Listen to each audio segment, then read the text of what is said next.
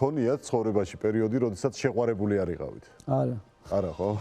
ველოდი ამ პასუხს. ერთდროულად ბევრი მყარები ეკეთე. ხშირად ყოფილა შემთხვევა, რომ ერთდროულად ბევრი იყავდა. კი, მე და ირაკვლის ქონდა ერთი პერიოდი. სულ ერთი და იგივე გოგოები მოგწონდა ხოლმე, კონფლიქტი არასდროს არ მოგდიოდა. ხო. რომელს ირჩევდა ხოლმე უმეტესად ის გოგო? აი თუ გახსოვს სტატისტიკას თუ აწარმოებთ. და მაგაზე სწორედ ერთი პერიოდით ძალიან ცუდად მოვიქეცით. მოდი ვცადოთ, ვინ მოწონთ მეთქი. მე მეთქი მივალ თქო და ვეთქვი თქო რა, ირაკლის ვეუბნები, რომ აი ირაკლი ვერ გეუნება და მე მინდა რაღაც გითხრა. ხო.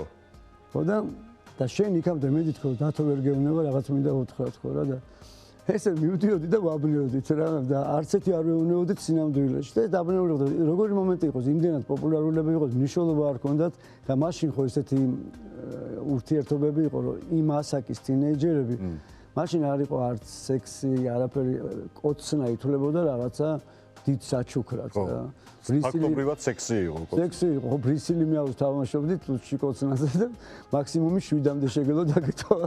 და პირველი სიყვარული როდის მოვიდა? როდესაც აი ესე გამოუთხდით სიყვარულში. საბავშვო ბაღში იყო ჩემი პირველი სიყვარული, ქეთინო მჭედლიშვილი იყო, ესეთი გოგო როგორ მახსოვს, სუთეთ კაბაში დადიოდა ხოლმე რა. სულ ვიძახთი რომ მე მიყვარს ქეთინო მჭედლიშვილი, მე მიყვარს ქეთინო მჭედლიშვილი. და ეჩემ მე უნებდა გიგუთხარი მეთქი არა მაგას როგორ ვეთყვი მეთქი რა. ფორმატ სიყვარულის ახსნის სულ მქონდა ან ლექსით, ან რაღაცა სურპრიზით, ან ფანჯარაზე აზრომით. ბევრჯერ ვარ გადარჩენილი რომ არ ჩამოვარდი რა. მიმძვრებოდი ხოლმე მეოთხე სართულზე ყვავილებით. ხო არ აგრებიათ პანჯარა? მე ერთხელ ამერია მამასთან აღმოჩნდი, შემეშალა პანჯარა, ეს სახანძრო ის რო არის, რო ადის კიბე, საახალწლოდ მოურთე ხე? ხო. და ამით ავედი ყვავილები და შემეშალა პანჯარა და მამის პანჯარაში დავგაგვრე. მამას გაეღვიძა და მამას გაეღვიძა გამოვიდა რუსიკში. ამბობთ რომ არ მოგწონდათ სიტყვა მიყვარხარ ქართულად ნათქვამი, უცხოურად საჭირო. ხო, არ მომწონდა ხმოვანება. ნუ რაღაცა ტეკი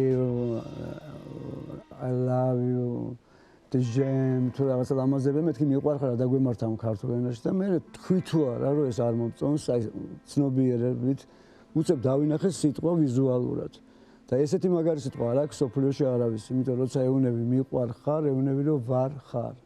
აი ეს არის ალბათ ერთ-ერთი ყველაზე დიდი სიტყვა, რომელიც შეიძლება არსებობდეს ამის გამომხატვა, მაშინ ვარ და მაშინ ხარ, როცა მე შენ მიყვარხარ. კი ბატონო. და მე ასეჯერ არასოდეს ყვარები ხარ, თქვენი ეს ფრაზა.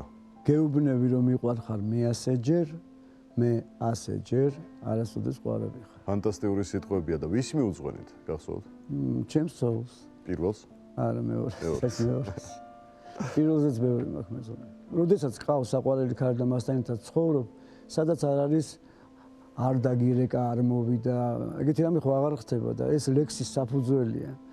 უპასუხო სიყვარული გაწერნებს უფრო ლექს, ვიდრე პასუხიანი. და ამიტომ მიწევს ხოლმე აი ვირტუალური ქალის მოგონება, რომელიც პოეზიის ქალია ჩემთვის.